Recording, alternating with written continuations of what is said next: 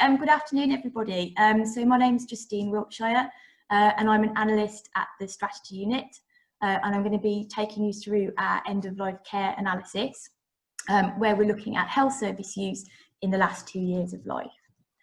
A little bit of background first. So we had some funding, some NHS funding for a project looking at end-of-life care in the Midlands. And this is really one of the first large-scale analytical projects falling under the DSU that the strategy unit are involved in. So broadly, this project fell into two different areas, the work in this project. So the first of which is data, so arranging access to data, data processing, and creating a linked patient data set. I would describe this part as non-trivial. It was a large part of the work involved in this project. It involved processing over 16 million records, and that was across 13 different data sets. Secondly, we have the analytical and the output, putting all the outputs into a report. And as I've mentioned, the report was for the Midlands, so there's a regional report and there's also STP level reports for the 11 STPs in the Midlands. You can see here on the right, it might be quite small, but it's the contents page from our reports. So it just gives you a flavour of what's in the full reports. In today's session, we're just going to have a look at a few of the key outputs. We won't be going through the whole document. But these reports are available. They're actually launching today, as Lucy's already mentioned, at our website. So if you go to Strategy Unit and then into Publications, you can find all the reports and some other materials are there as well. And then just to mention that although the reports are just for the Midlands and they're just for adult end-of-life care, the data actually that's underneath all this is for the whole of England. So if we do have somebody that's here from an STP outside of the Midlands, we can arrange to produce a report for your STP. Just contact us so we can have a chat about arranging that.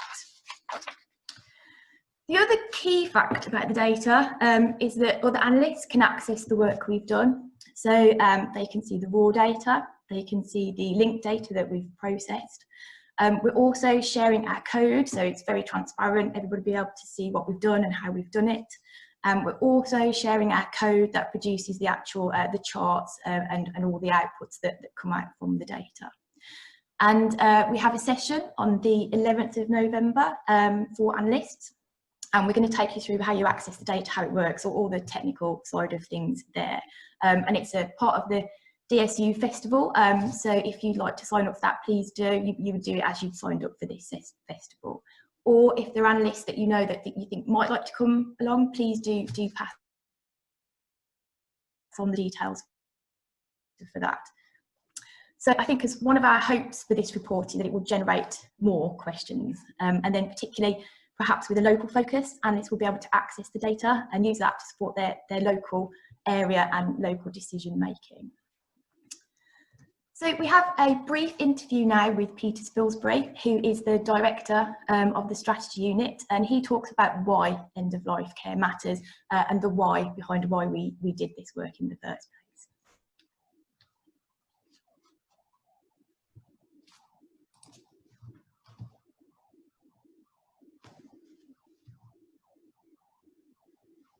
The reason we did this piece of work is probably twofold, really.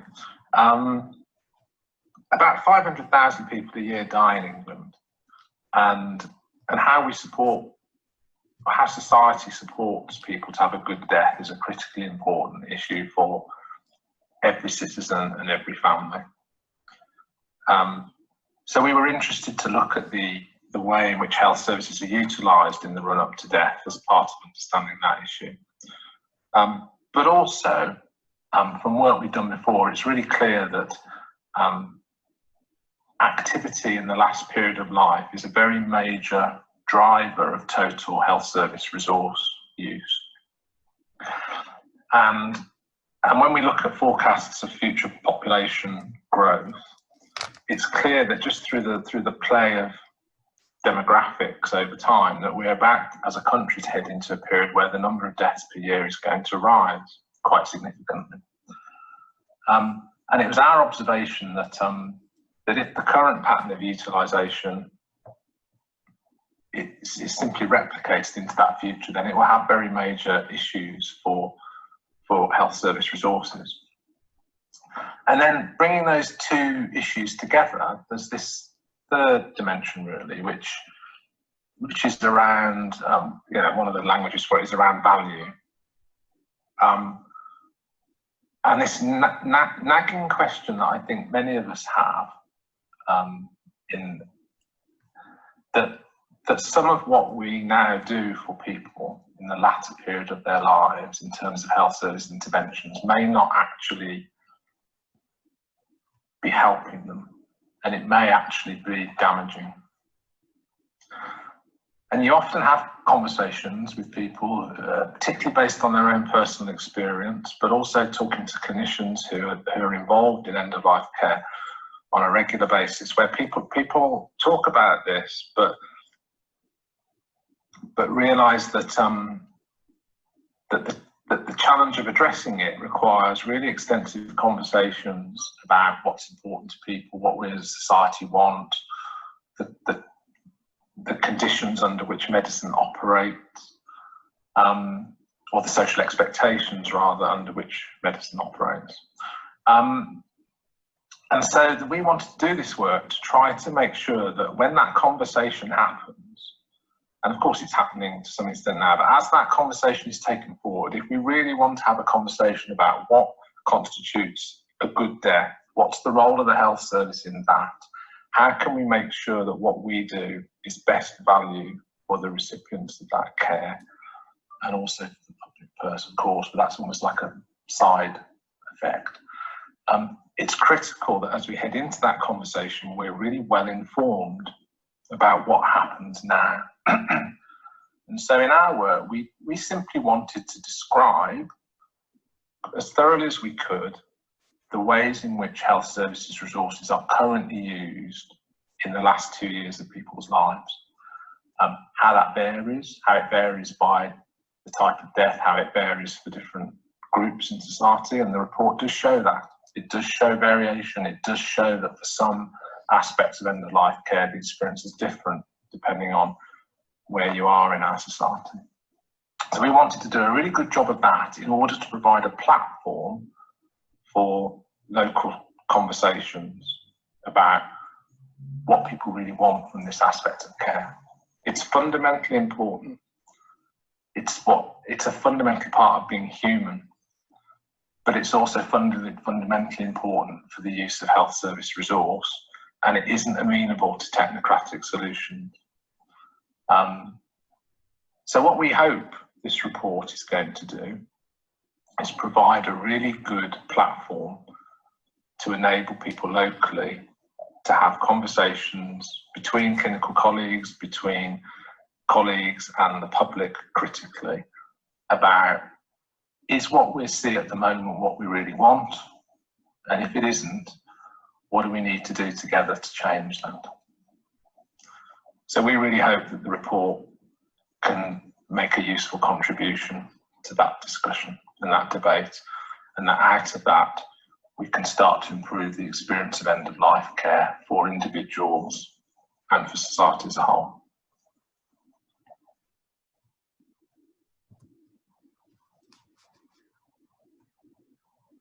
Oh dear. Just about to make you watch it all again. So before we go into the main bit of the analysis now, I just want to really briefly mention in a little more detail the data that underpins all of our end-of-life care analysis. So we have access to mortality data, which is the information that's collected when a person dies and their death is registered. And we know from this that there were just over 93,500 adult deaths in the Midlands in 2018-19. Obviously, 2018-19 is a period which predates COVID, therefore throughout all of our analysis there's no effect from COVID, and it represents a more normal or business as usual state of affairs for end-of-life services. The data is linked for each deceased adult to all their activity data occurring in the 2 years prior to their death, where that activity data is available to us. We don't have all data sources included. We don't have social care, for example, or primary care or community. We would love to have that, but we didn't have that available to us. But also the data that we use has to be at a patient level because we're linking patient by patient. But what we do have gives us a very granular linked patient level data set with a wealth of extreme depth of detail. So looking at the outputs now, these are all for the Midlands, they're from the Midlands report. And we're seeing here first the number of deaths and how that's changed over time and how we believe it will change in future.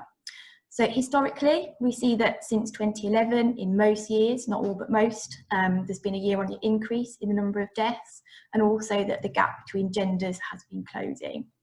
The predicted deaths are represented by the dashed lines are available from the Office for National Statistics, and they show a continuous and sustained increase in the number of deaths is expected.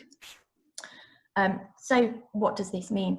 Well, services are already caring for the decedent population and on a continuous basis. As the size of that population is expected to grow, so too will the demands on services.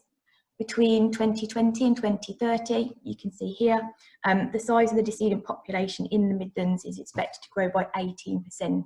So in just 10 years, a significant increase in the size of the decedent population.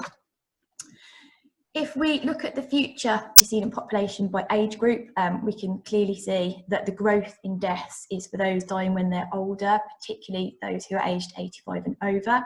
So the specific needs of older members of the decedent population are going to have a bigger impact on future demand as well. And just to mention, although we're displaying predicted deaths by age groups, the data underneath is by single year of age. So we do have the number of expected deaths for 74-year-olds, 75-year-olds, and so on. Moving on now to have a look at place of death. So we can see here that overall 47% of all adult deaths in the Midlands took place in hospital, but that profile does differ for different causes of death. So on the chart here, it's called a MECO chart, and it's quite similar to a stacked bar chart. It's similar and it's got the vertical stacked columns, but it differs in that the width of the columns also indicates scale. So here we can see that the largest proportion of deaths, or the widest column, are for frailty, and within frailty, around about a third of all deaths are occurring in a care home, and that's the highest proportion for that particular setting, as you'd expect for those dying from frailty. Cancer is the next highest group, the next highest cause of death. Around a fifth of all decedents are in that group. There's also the highest proportion of deaths in a hospice, again, as you'd expect, given the nature of hospices around providing care for long-term incurable illness. There's very few hospice deaths in other causes of death. Organ failure and sudden death both have a high proportion dying in hospital, although still approximately a quarter to a third dying at their home location. And then other terminal illness, that's a very small group, but again, still a large proportion of those are dying in hospital. The next slide is looking at place of death, but by deprivation quintiles. So we can see here we've got the most deprived quintiles on the left, moving up to the least deprived or the most affluent quintiles on the right. And between quintiles, there were more deaths in hospital for the most deprived. And there seems to be almost a substitution there with deaths in care homes. So the most deprived also had the fewest deaths in a care home. For deaths at home and deaths in a hospice, they do differ, but they're much more similar across those quintiles. So we now know something about our decedent population. We know how many adults there are. We know how many we're expecting in future. We know about their age, their gender. We also know about their cause of death and also about where they die. But what about the services they're accessing in the 2 years prior to their death? Before we look at the access figures, I'll just mention how we categorise our data. So we've grouped activity into 4 different types which we use throughout our reports.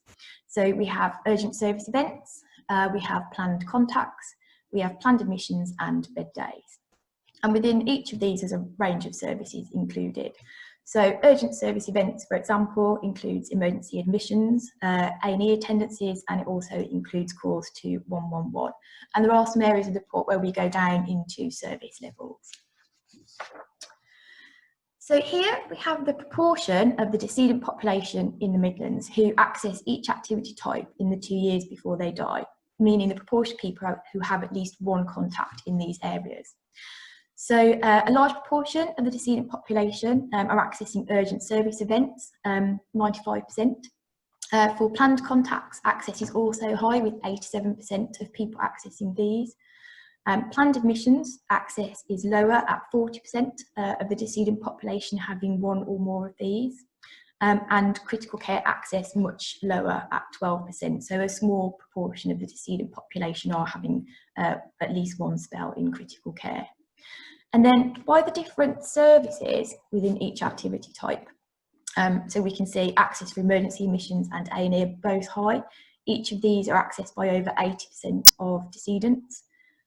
For 111, access is much lower, but still 64% of the decedent population are picking up the phone and making a call to 111. In planned contacts, the majority of access is coming from access to an outpatient appointment, and then nearly a quarter of people in the decedent population having some contact with mental health services, and a very small amount there for IAPT. Within planned admissions, it's mainly a mix of day case and electives, around twice as many decedents accessing day cases when compared to electives. For critical care, we've split this into critical care that's the result of an emergency stay or critical care that's the result of an elective stay. So we can see that when people in the decedent population are accessing critical care, it's much more often as the result of an emergency admission. We also have looked at access by cause of death, essentially to see if there was a difference in access for different causes of death. It's noticeable, it stands out here, I think, that there are many more cancer decedents accessing planned admission than other causes of death. For urgent service events and for planned contacts, access does differ, but it's broadly similar across the different groups. Although again, I noticed that cancer is the highest group for each of those as well. When we look at critical care, you notice there that the access for frailty is quite low, which is probably what you'd expect in the critical care may be less appropriate for people who are going on to die from frailty.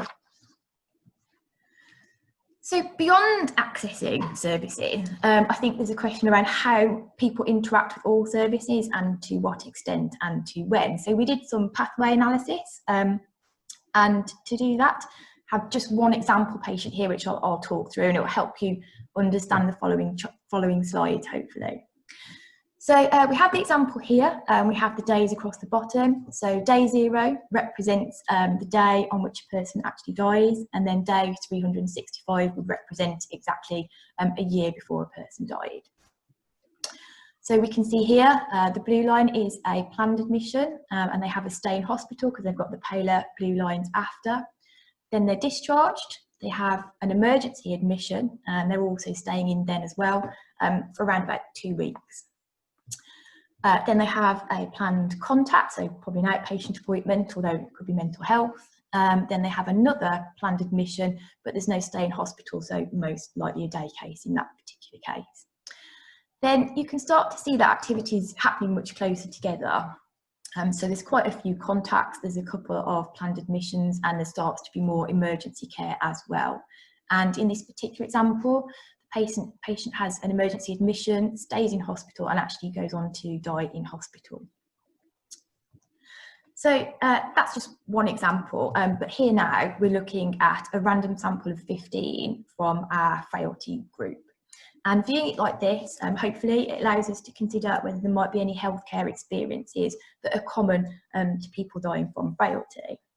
And here in this group, I would say that most people at some point are staying in hospital after an emergency admission, but not so many people going on to die in hospital. In the cancer group, it's a much more dense picture, there's lots more activity happening. They often have a series of planned contacts. Many planned admissions in this group, and some of those where they're staying in hospital for a period of time. There are urgent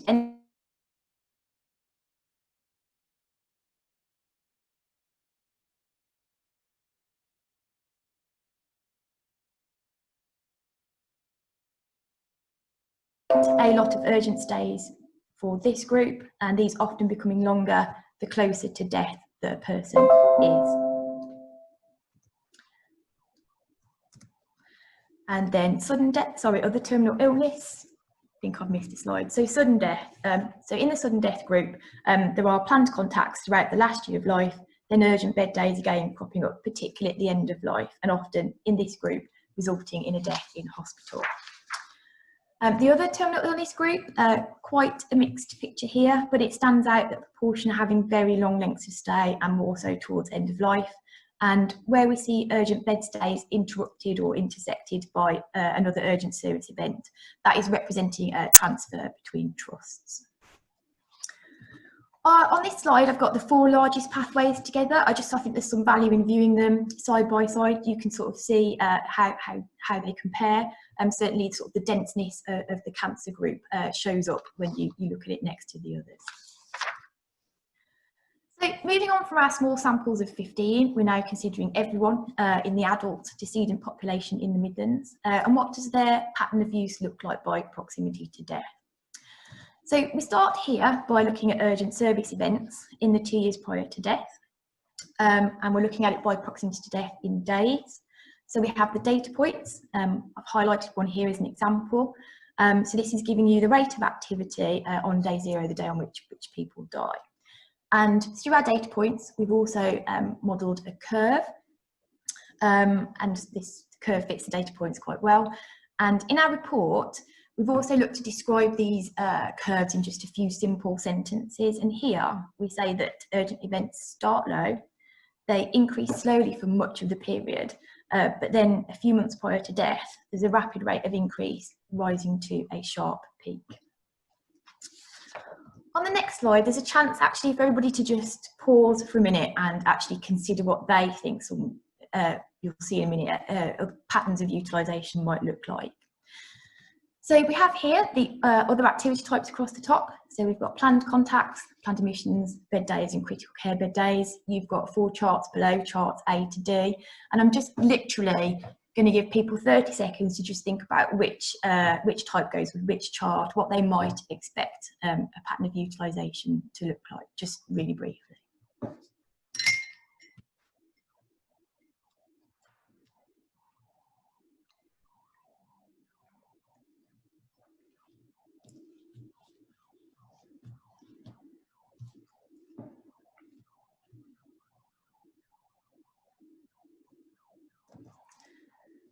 So hopefully that's given you a little chance just to reflect. You can see here now all is revealed.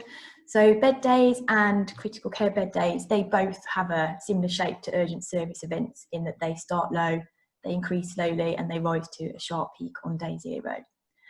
The reason behind this is that bed days and critical care, as we've seen on earlier slides, are mainly associated with emergency admissions for the decedent population. So their patterns of use are therefore going to be quite linked and going to look quite similar. For planned admissions, they don't quite start from 0, but they start low and they increase steadily over the 2-year period. They come to a rounded peak around about 3 months before death, at which point use declines. For planned contacts, they start from a higher rate of activity. They also increase steadily over the 2-year period and they come to a sharp peak a matter of a few weeks prior to death. So from our I've mentioned the data several times, but from our very detailed data, we can consider utilisation in a variety of different ways. And the previous slides we've just seen looked at utilisation. They looked at that for all decedents by daily proximity to death.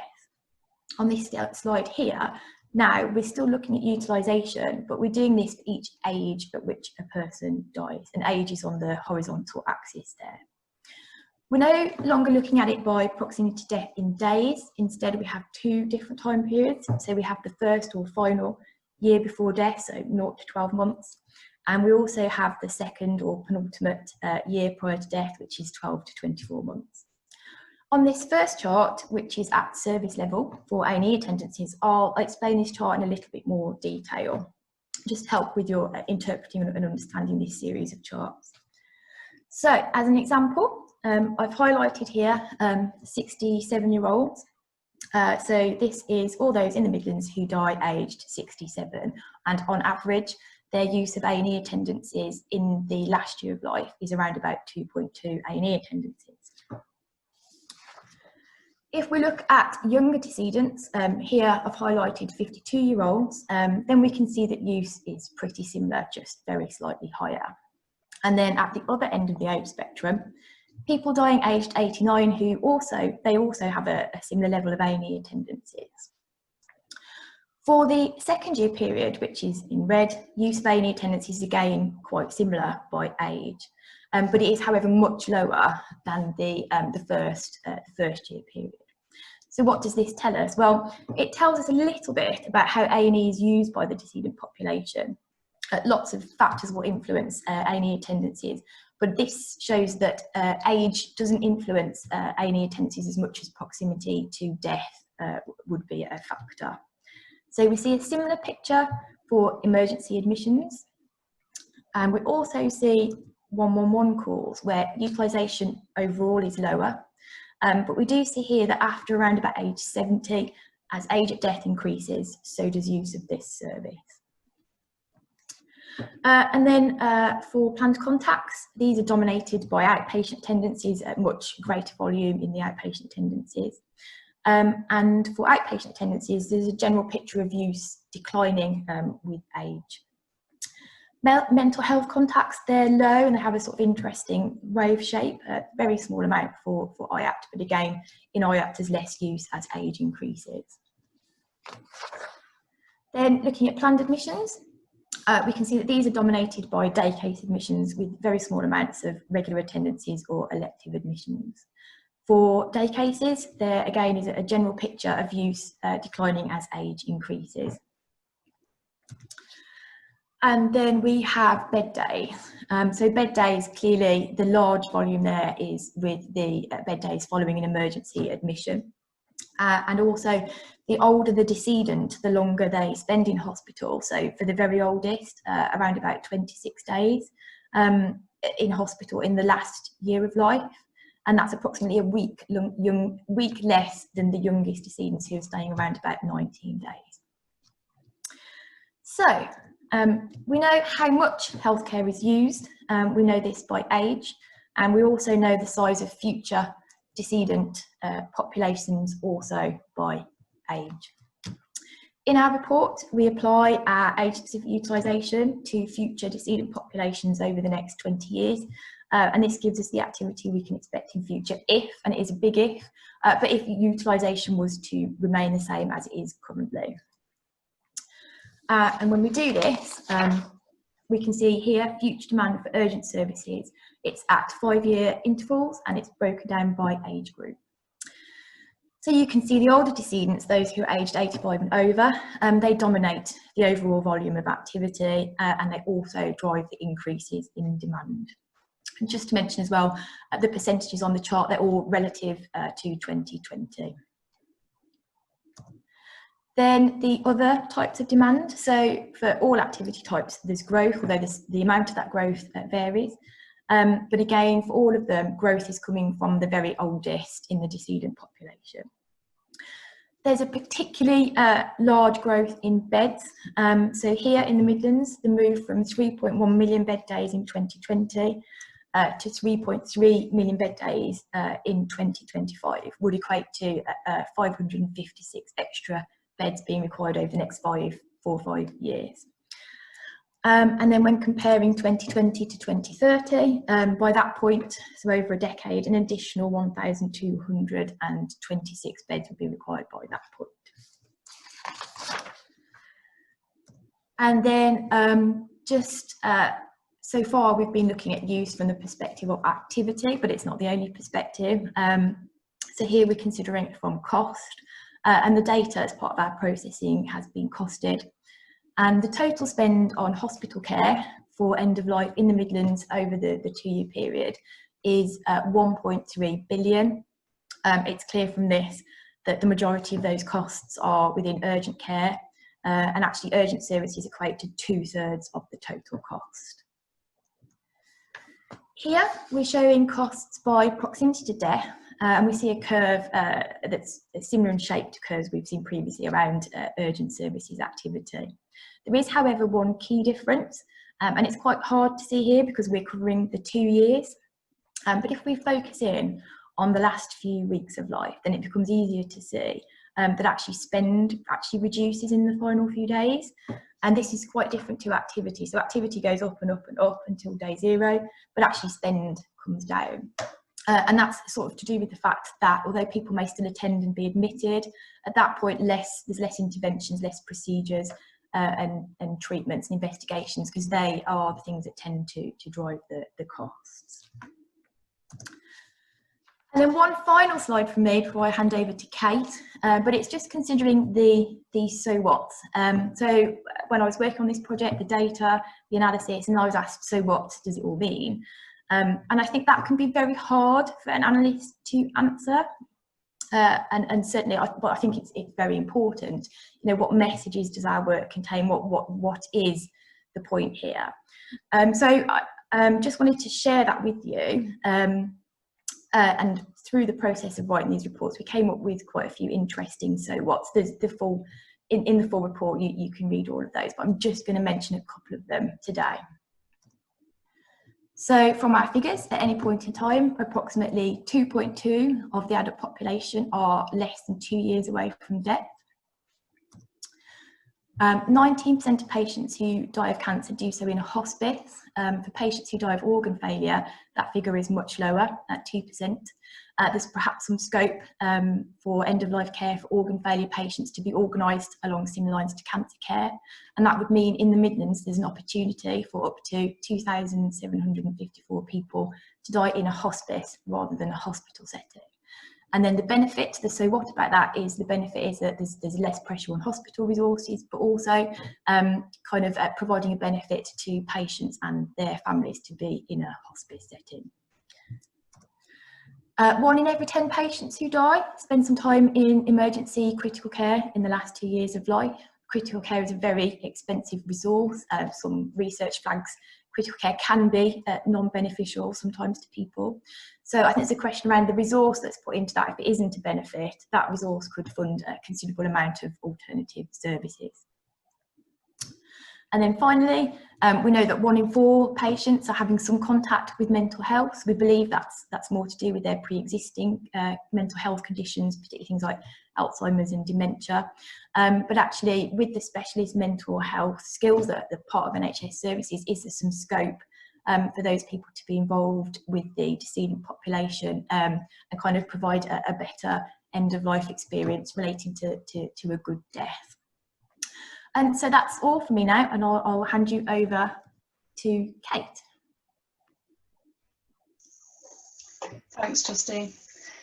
So Justine's going to do the moving the slides around, so you'll have to bear with me while I do that. Next slide, please. And apologies for looking a bit like a ghost, but I am sat near the window to try and get some daylight.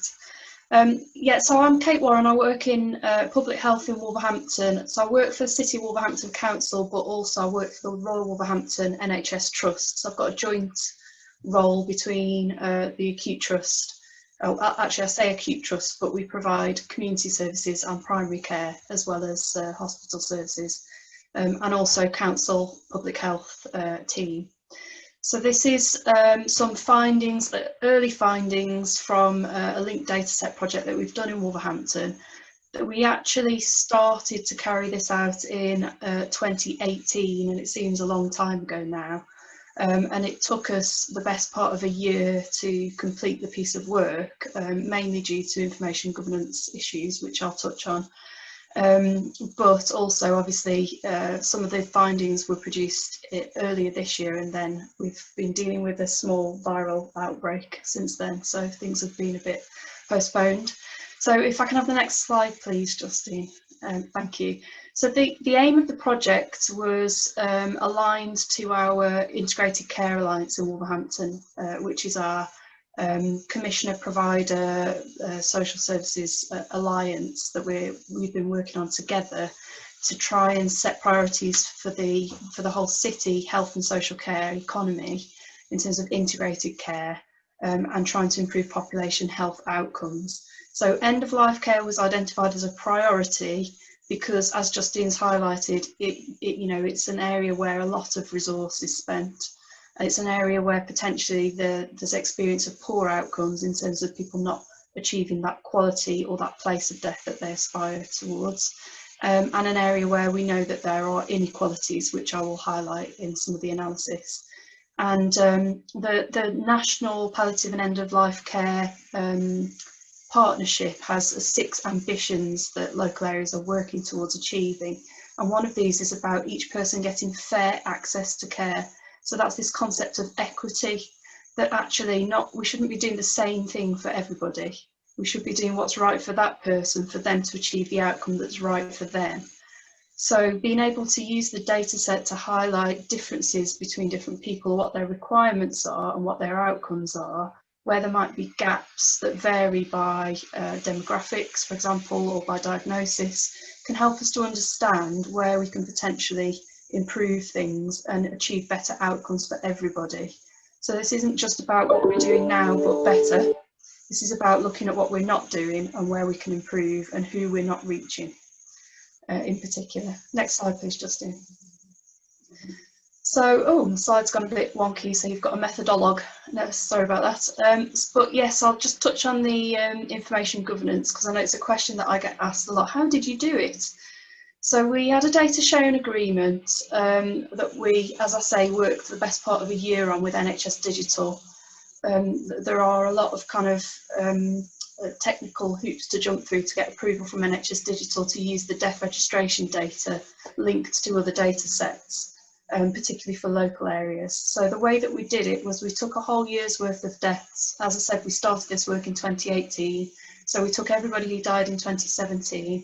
And we asked our local providers to pseudonymise any activity data for people who died in that year, for people who'd used their services in the previous 2 years.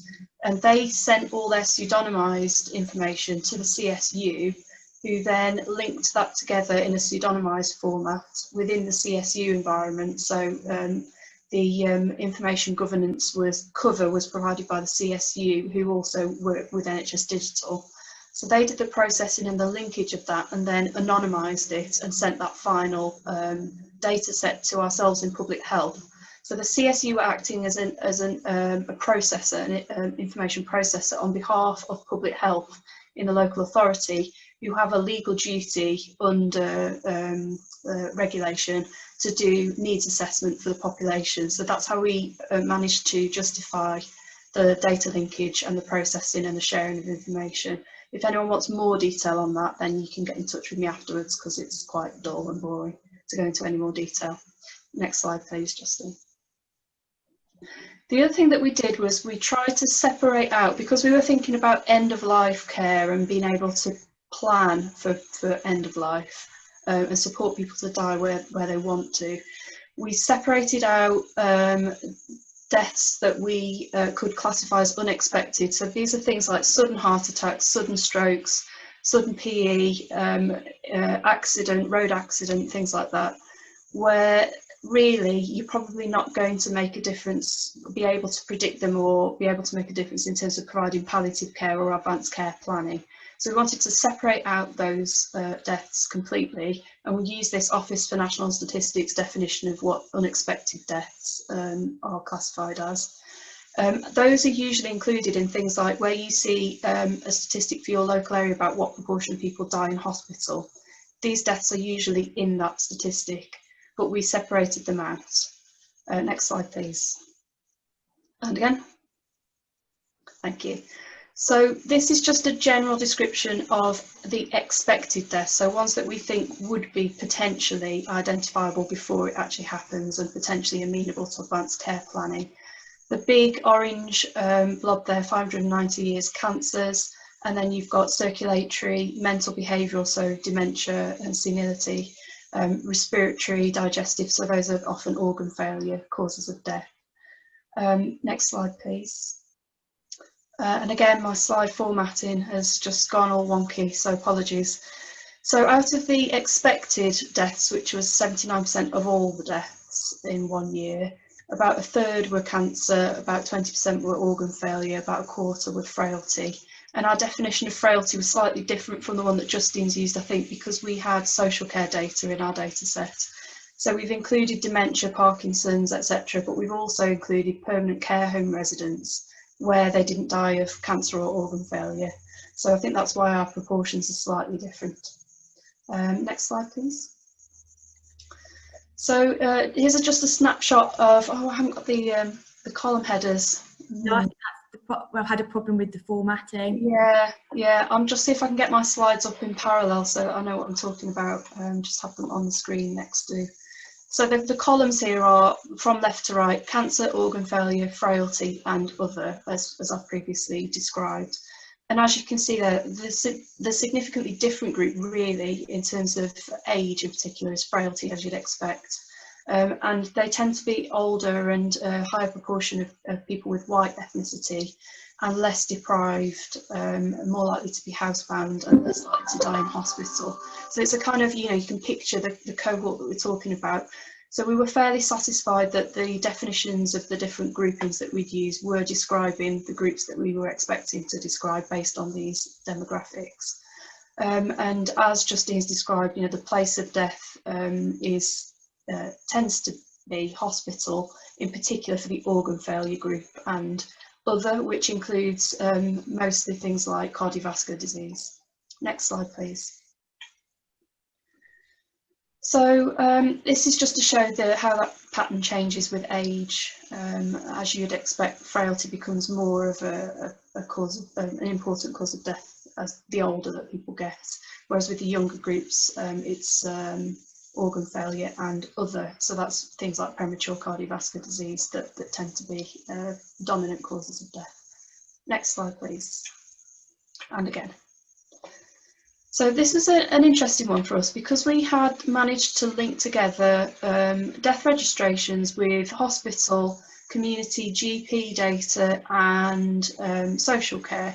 So we were able to look at how many people were identified in their primary care record as being on a palliative care register before they actually passed away. So out of the ones that we had a GP record for matched, we only identified that 30% of them were flagged as having palliative care needs before they actually died, despite the fact that we think most of these could have been expected in inverted commas, although I know in practice that's incredibly hard to do from a clinical perspective. And even where they had been identified that people were at end of life, most of them didn't have a preferred place of death actually recorded in the system. So, and there was huge variation in practice between GP practices, really good performers, really poor performers. So the question that we posed back to the system, to the providers, was what can we learn from these? Are there examples of good practice that we can then disseminate across the system so that other GP practices can learn from each other? Next slide, please. So yeah, this is the difference in the groups. So the chart on the left is people who were on a palliative care register. The chart on the right is people who weren't on a palliative care register. So you can see cancer and dementia are overrepresented on palliative care registers, and it tends to be the sort of organ failure group and the other group that aren't picked up at an earlier stage. The other really quite shocking thing for us that we picked up was where people died of a condition for which there's a primary care QOF register, like COPD, cancer, dementia, etc., etc. There's quite a few. Up to 30% of people who died of that condition were not on the GP register for that condition. So I think what this really prompted us to think about is if we're moving towards, I think the general direction of travel is more towards digitally driven proactive care, where we use data and we use people's health records to drive care and to prompt processes, for clinicians to review them and potentially think about, is this person at end of life? If they're not even on the long-term condition register in primary care, we're going to potentially create further inequality by missing out on people whose records are incomplete. So I think data quality is potentially a real issue overall, but also could potentially be more of an issue if we're looking towards digital driven care in the future. So that's really made us stop and think. Next slide, please. So here we broke down the time at which the person was added onto the palliative care register in primary care by the phase of the GSF framework. So red, final days of life; yellow, final weeks of life; and green, final months of life. And blue was sort of years before they died.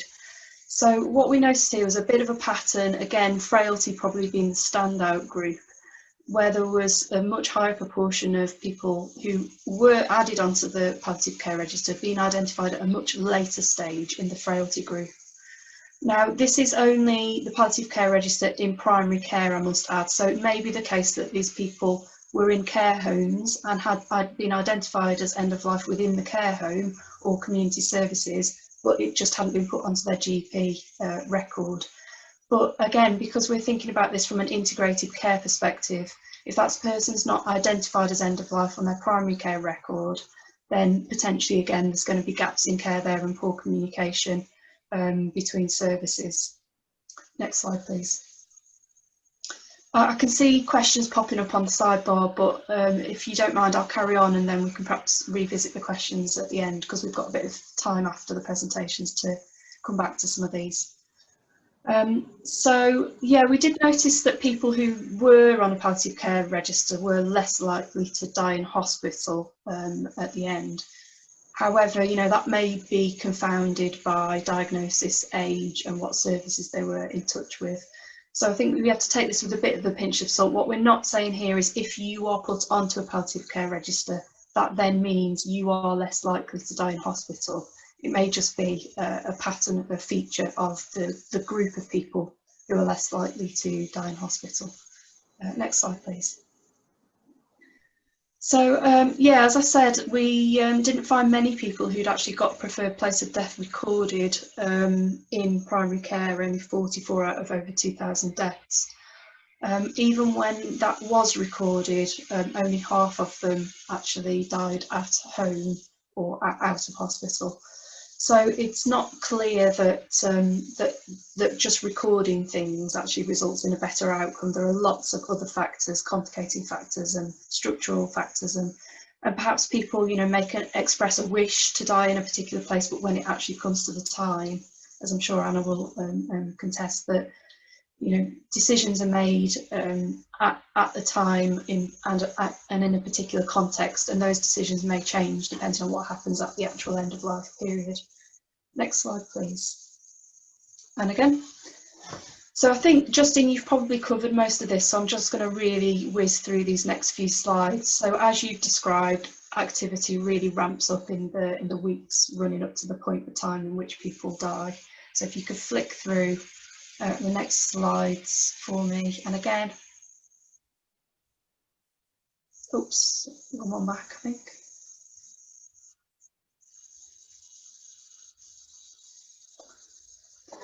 Can we go back one?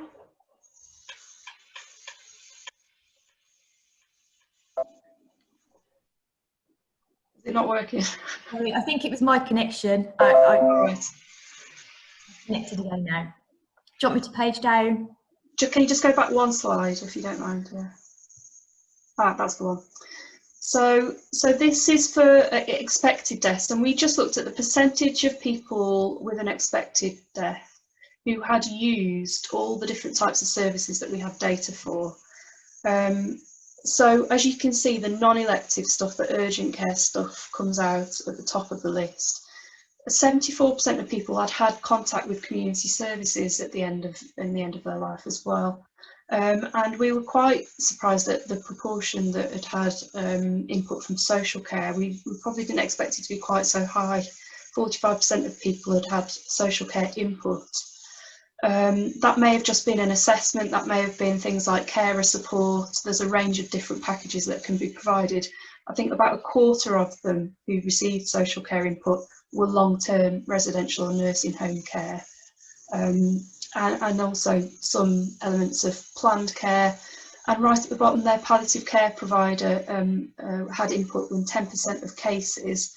I think this just really makes the point that, you know, even if you provide gold standard palliative care, specialist palliative care services, it can't be the sole job of palliative care services to provide end-of-life care. So people are going into A&E, people are going in for non-elective admissions. They will have had a multitude of contacts with a range of different services and a range of different people. And it feels almost like the care is very fragmented. And although these people are in touch with everybody, nobody seems to be ultimately accountable for their outcome. And I think this is what we really wanted to discuss and address through the Integrated Care Alliance, was how can we have a better sense of coordination and coherence around the care that people at the end of life receive, and you know, try and have a better impact on their ultimate outcome. Next slide, please. And this is just a different form of showing the same information to some extent, but what we were looking at here was the overlap between NHS and social care. So we grouped the different services into elective, emergency and social care. What you can see here is most people have either planned and emergency care or planned emergency and social care in the last 18 months of life. So there are very few people who just use one part of the system, and therefore, as I say, you know, it's a group of people where we really need to be talking to each other and coordinating services and making sure that things are streamlined and seamless, because otherwise people tend to fall through the gaps at the point of discharge or at the point of handover. Next slide, please. Oh, where's my screen gone?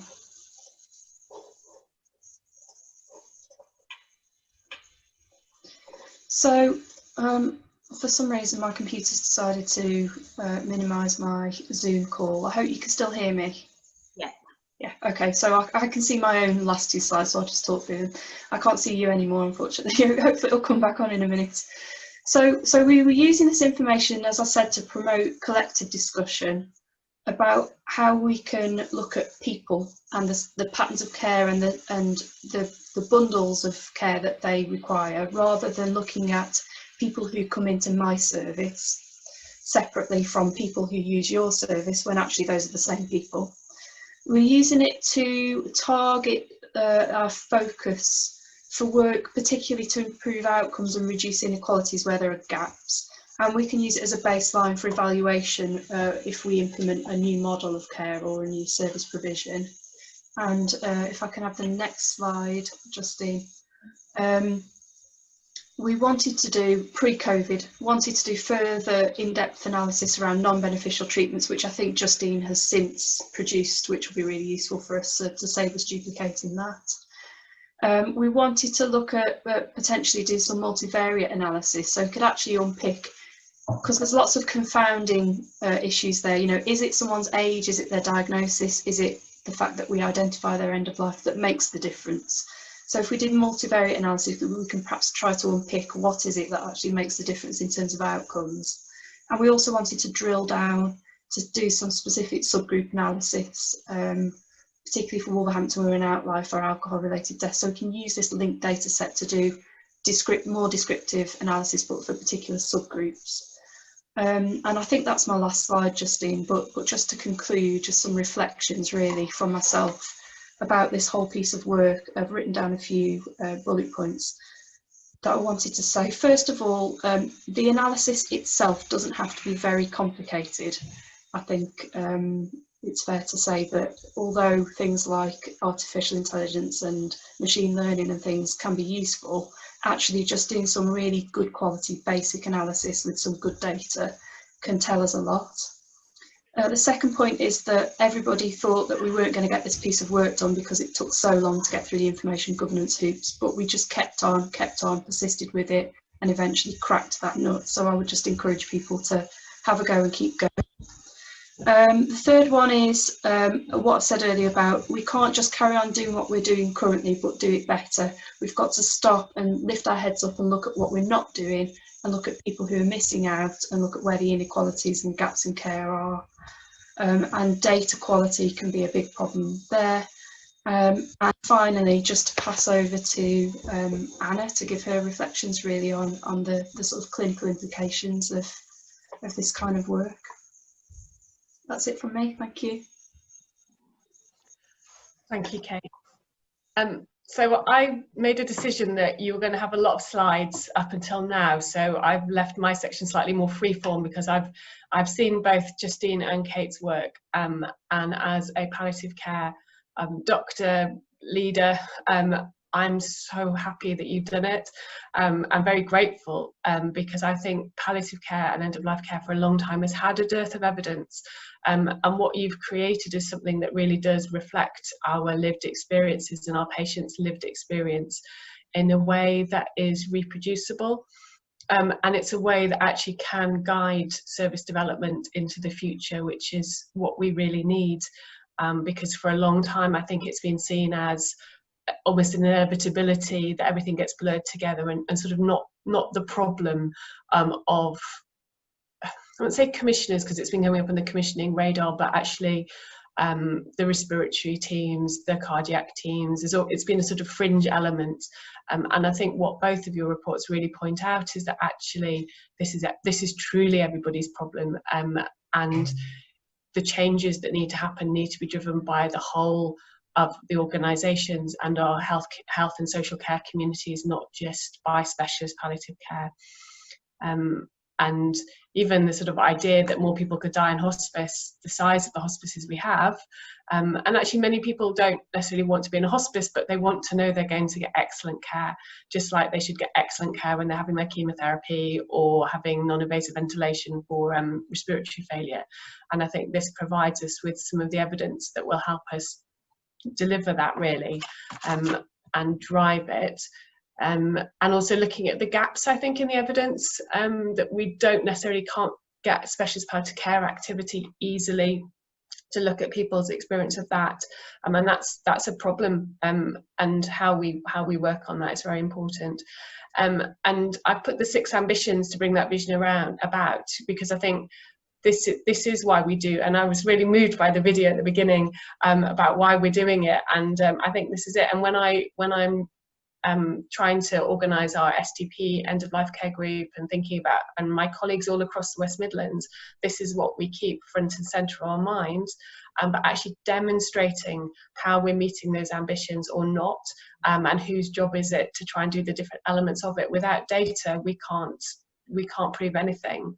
And I think the data actually, and Kate, you highlighted particularly the fairness of access to care, but I think when we're talking about maximising comfort and well-being, number 3, that's actually then about, have the staff got the skills? Where are our patients? Where are they when they're not necessarily in a health setting? And have they got access to what they need? And having a much richer picture now, I think will really help us with that. And even when it comes down to seeing people as an individual, looking at those patient experiences, I mean, my heart kind of sinks when I see that, when I see elderly people in hospital for a long time as they die, and thinking that's not where they want to be. And actually very few people tell me I'd love to pass my final time in an acute hospital ward. Most people are saying they want to be somewhere else, but they want to be somewhere else with good care. And I think that's the bit that often stops people choosing home. And when you're talking about someone saying, well, oh, I want to be at home, but then things change so they don't achieve that. Actually, the reality is, you're right, putting someone on an end-of-life care register is meaningless unless the stuff goes around it. And there are models of care where we can demonstrate that we actually do meet people's wishes and we do achieve what people want. And that's not just around place, and actually looking at how we introduce that kind of model that's appropriate for the area and then demonstrate the change. And I think the key is going to be getting this data so we can access it when we need it, and have a pathway really to be saying, to measure and continue to show change. And I think the coordination of care will fit into that, because I think the reflection, as we change the way services are modelled, but actually not just services, communities as well. And attitudes. So, and a community might be a care home community, but it might also be a religious grouping, a temple, a homelessness shelter. How we actually help those communities be more ready. And again, the data will help when we're looking at people who are seldom heard, people in areas of social deprivation, or different ethnic minorities. I think the data will help us with that. And that's going to be at all levels, and that will be, I mean, I had an email asking me why I've got so many people dying in my community hospital from someone at NHS England. And I'm thinking, gosh, people are looking at the data, and I'm going, well, that's because it's an end-of-life care unit at the moment, and you don't know that. But I'm glad, I'm glad to get that questioning and say why. But I think the questioning needs to be coming not just to the palliative care leaders, it needs to be going to the chief execs, it needs to be going to the STP leads, and the accountability. I think what we should be doing with this data is looking at actually what are the key performance indicators, what is it that we should be asking, what is our ask, and who's going to be held accountable to delivering it. And that shouldn't be just specialist palliative care, and I think we can work on that with some of this data. I could go on, but I think there's a lot of questions coming up, so maybe we let people ask some questions. Should I start sharing now? Is that okay? Am I just checking? Yeah, so I just want to, before we go into questions, I just want to say a big thank you to Justine, Kate and Anna. I think it's, a lot of work has gone into this, and I think both from Kate and Justine just show the effort that's gone into linking the data and in doing the analysis. So just want to say thank you for them. There have been some questions in the chat box, so we'll try and we'll start with those, but please do add your questions in if you've got questions. We've still got about 20 minutes of Q&A, so yeah, do take this time to ask them all that you want to ask. And if you would like to speak rather than write in the chat box, if you just indicate that by either raising your hand or clicking the little yes button at the bottom of the participants list, you should be able to indicate your wish to speak, so we can bring you in then as well. So let me just try and find, I think Stephen has helpfully been answering some of the questions in the chat box as we go, so I'll just try and identify one that hasn't been answered. I think there was one for Kate around the palliative care records and whether or not, I'm not sure if you answered this afterwards, but whether or not it was just a GP register or whether or not it was linked to hospital care as well. Yeah, we use the primary care coding for whether someone was on a palliative care register. There is an inpatient code for palliative care, but I think for the time period we were looking at, very, very few people had that. It wasn't being used consistently for inpatients at that point in time that we were looking at. So we didn't include that in our analysis. But I guess if you're doing it again now, you could do. I think the thing for hospitals as well, they don't generally have a register. So you might be able to look at activity for people going in and out. But in my service in Sandwell, we run a community register that is separate to their GPs registered, partly because we can't, partly because of IT issues, that we can't actually amalgamate it, but that's unusual. Most places the register is held purely in the GP's surgery, which should be connected with what's going on in the hospital, but rarely is. Okay. Next, I think we had another question for Kate from Helen Cameron around, did you find that with the 10% of people who were in contact with palliative care providers, was there any impact on urgent care or any contact activity for those?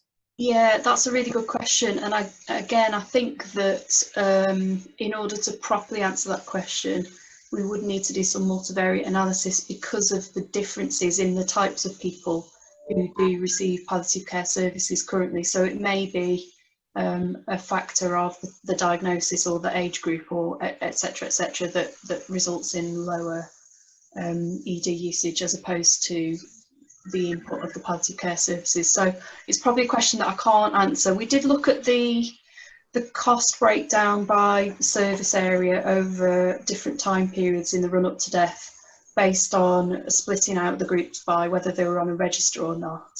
And I think, if I remember rightly, there wasn't a massive difference for urgent care and ED spend, but there was quite a big difference in spend for community services. So I think, referral to a specialist palliative care provider will prompt additional input from community services for things like hospice at home and district nursing visits and things like that. So I think that people did receive a lot more sort of wraparound care in the community when they were on a palliative care register. Again, whether that's a function of the diagnosis, it's difficult to say until we've done that further drill down work. And I think, Kate, if I remember rightly, our conversation, you were saying that it's not necessarily cheaper. I think there's this idea that oh, we'll keep them all out of hospital, it'll be cheaper. And actually the reality is good care costs wherever you are. It's just, I think when you're at home, you're perhaps more likely to get the care you want and choose and have more control over. Whereas in hospital, a lot of it's about the ability to control and getting things done which are pointless or futile. In some cases, not every case, of course, but I think that the concept that it's just going to be cheaper, but perhaps you'll just end up with people with less difficult bereavements maybe as a consequence. So there will be other societal costs to the way we're doing. And of course, when we're short of beds or we're trying to cut beds down, if we're prepared to pay to have them somewhere else, then that works out for everyone. Yeah, that's right. I mean, I think, you know, in basic health economics terms, you can think about cost and benefit. So if it's cheaper and better, then great. If it's cheaper and worse, you obviously don't want to do it. If it's more expensive but better, then there's a case, isn't there? But if it's cost neutral and the outcomes are better, then that's fine as well, I suppose. And it might be worth spending slightly more to get much improved outcomes in the long run, I suppose. And there's of course, hospices are generally subsidised by charity. So by saying, oh, we'll have more hospices, we'll use it, you know, it's actually, are we as a society saying that we expect the voluntary, so not criticising you, Justine, but you know, that who should be paying for this and who actually should take responsibility for caring for the dying, and if we really want more hospice type care, then who's going to pay for that, and how do we arrange it, and should we be sticking with the such voluntary model which has to work so hard to fundraise in a time when actually fundraising is very, very difficult, or should we as the NHS be really stepping forward and taking responsibility for this? That links quite nicely to a question that's come in around beneficial treatments and kind of potentially non-beneficial treatments. So this is aimed specifically at Anna, but and feel free to dip in, everyone else. So the report, I think this is Justine's report, shows high levels of chemotherapy despite what appears to be a substantial professional consensus that the evidence shows little or no benefit and often disbenefit. How do you think that we can have the debate about this in a way that is constructive and inclusive? And I'd sort of broaden that out to the whole kind of non-beneficial treatment debate. Actually, how do we approach that conversation about value in a sensitive way, in a constructive way? Yeah, it's a very interesting question, because I think the idea around biases and what affects clinical decision making is very poorly understood within the medical world. This idea that we have to treat whatever, and many doctors think they are very unbiased and are able to take evidence on board, but often when it comes to people who are becoming palliative and they're unlikely to benefit, that evidence goes out of the window.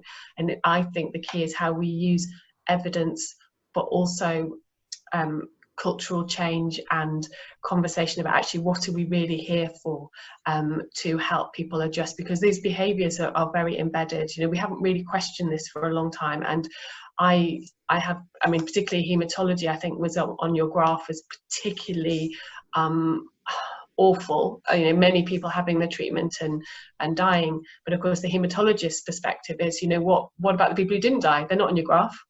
You know, the people who didn't die, you know, we haven't actually got that to balance it. So if actually 10 of those patients died, but actually another 100, which of course isn't the case with haematology, but I think that kind of idea about how we think about how we're making decisions, and the concept of opportunity cost, we're talking about economics, actually, when every time I'm on a ward and I'm saying to a clinician, why are you checking this person's blood pressure? Well, I like to know. And I'm going, well, actually, if they're going to die tomorrow, it really makes no difference. And that nurse could have spent the time talking to the relatives instead of doing a blood pressure. And I think it's the same at a more costly level with chemotherapy. Actually, what are people doing? But how do we have that conversation in a way that people don't feel like we're critical of their core being, which is my everyday life in a busy acute hospital.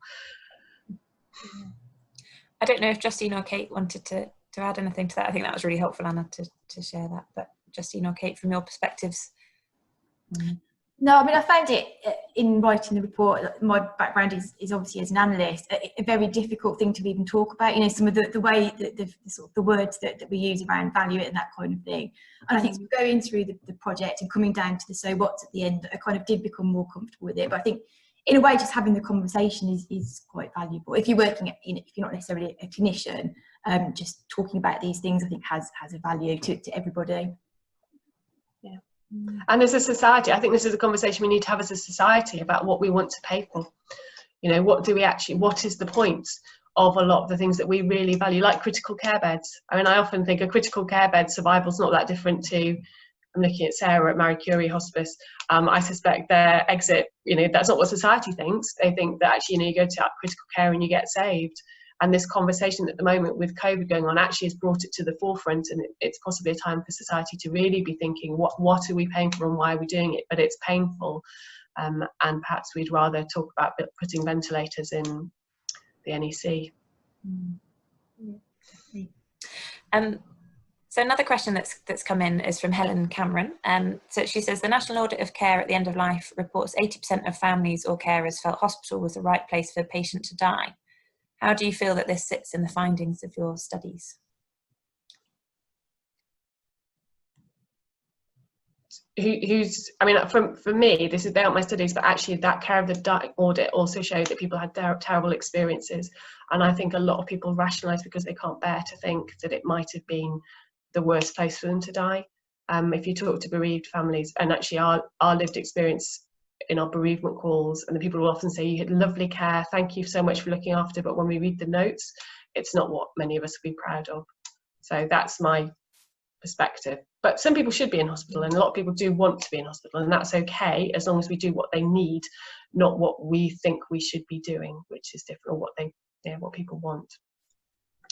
Anna, would you say as well it's fair to say that the reflections aren't always particularly well informed? If people didn't have the discussion a few months before their relative died that they were going to die, if it came as a bit of a surprise, or the last illness felt a bit sudden, or nobody actually had that conversation with them to say, your mum or dad or whoever is going to die, then it felt like a sudden illness, then perhaps they would say that the hospital's the right place because they didn't know it was going to happen. And also, if they didn't have any support, if they didn't have someone to call, then actually it would feel better, because who wants to have your distressed elderly mother dying at home with no support? I mean, even if it's better to be in an accident and emergency department, having your mum on a trolley, at least you've got someone there. And I think that's the bit about actually, who do you call, who do you have those conversations with, and accepting that every plan isn't going to work out, but at least people will feel like they've tried.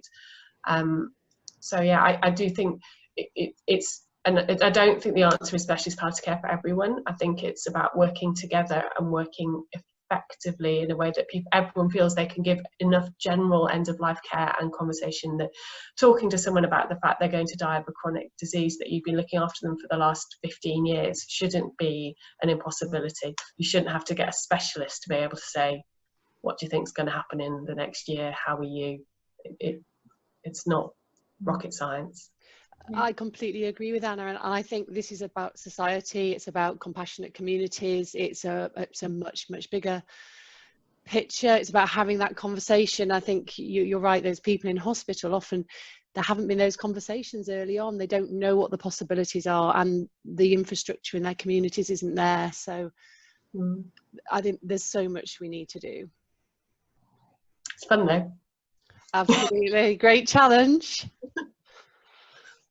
It feels like, from our point of view, I think this conversation has just shown actually what we wanted to highlight with the analysis. I think is actually we've got some data, and we've got a starting point to start the conversation happening. And I think would definitely be from the strategy unit's perspective, I think would definitely be a key objective of the analysis, and we hope that that will continue. Moving back to the data a little bit, Fraser's asked, I don't know if you've seen this, a question for Anna as well, but also I think I'm going to broaden all these out to everyone, but we'll go with Anna first. If there was one missing piece of information or analysis that would help make the case for better palliative care, what would it be? Oh, that's really hard, because I've got quite a lot on my wish list. I'd really love to know who's trained. I'd really love to be able to say, in the Midlands, people are trained to a certain standard. I would love that. I would love to be able to say, and these are the holes, these are the places where people don't, and that's hard because it's grey. You've done 3 e-learning modules. Does that mean you're trained? But actually, if we're talking about people being competent to deliver care, that would be helpful. And that's something that we'll probably end up with. But yeah, that kind of who's actually prepared to care. Yeah, but then also I think the activity of the palliative care teams and the district nursing and who's doing palliative care, that would be good. But yeah, I think who can do it, who can look after these dying people would be very helpful. And I added just the bottom of that, at the other end, which is about patient outcome measures, you know, IPOS. We're starting to use a lot of outcome measures in palliative care on an individual patient basis, but the population data we can get from that's really, really exciting to just be able to demonstrate the impact of our care. Yeah, I was going to say the same thing, Sarah, but particularly thinking about the integration and coordination of services as well, and communication between different parts of the system. So I think when we looked at outcome data and particularly, you know, satisfaction and bereavement surveys and things like that, it was usually about one service. So it's how did you feel about the service we gave to you as an organisation, and did we do okay? And it wasn't so much about how did the services work well together as a whole, and you know, were there any issues with you not knowing where to go to, and did they talk to each other? I know it picks up a little bit on things like that, but it didn't really feel like an evaluation of the whole treatment of somebody and their journey. It felt like the service we've just given to you, was that bit okay? And I think complaints data as well. I think often it gets missed in hospitals. It gets tagged as lots of things, and the people who are dealing with it don't appreciate that actually the person's complaining about the fact they died badly, not because they should have been saved. And that data is very, you know, it doesn't seem, it seems like, I mean, maybe that's probably more maybe it's my organisation particularly, but that kind of separating it out, that actually this is a thing on its own, how people die. And we should be reporting on complaints about that. I think I'll chip in from my perspective, obviously highly analytical. I would just love more data. You know, as people, they have all these services wrapped around them at end of life, but I only actually have at scale sort of access to a small proportion of that really around hospital care. And I would so love to be able to include, you know, the GP, the primary care data, the community services. So I think they're so important to the people. So getting them into the data is how I would like to expand on this piece of work particularly. And will things like the health information exchange that are being worked on, which is going to pull data from all of these, from the care sector and, you know, from everywhere, will that help, do you think? Is that to me? Did you say? Yeah. I actually don't know, because I haven't heard of that, I have to confess, but it sounds fascinating. The more data that we can have and put into, obviously we have the safeguarding around the IG issues, and we use a specific pseudo data mark. So if there's extra stuff available in future, I would love to include that and perhaps revisit additional analysis on top, but I'm not aware of the exact thing you've mentioned there, so I can't say too much. And bereavement activity, things like how the services, say crews, the different bereavement services in each area, how busy they are. I think that's also something we should know about, because that's when you talk to families, that's what they're very interested in. Who accesses it, who gets support. Great. There was one sort of final question about have we linked in with the PHE National End of Life Care Intelligence Network regarding this work. Justine, I don't know if we have. No, we haven't. On reading that comment, I think that's something that we should look at doing. It has only gone live today, so we will obviously be looking to get it out there and as useful as possible. Yeah. Does anyone have any further questions? I can only see Sarah's hand up, but I think that's left up from previous. If not, I'd just like to bring everyone together just to say thank you very much again to our speakers. It's been a really informative session, and I hope this is the start of a longer conversation. I think in working with Justine on this, I've become quite passionate about it, and it's just been really interesting to hear from you all, and I think we definitely need to keep this conversation going. So yeah, thank you very much all, and thank you everyone for joining us.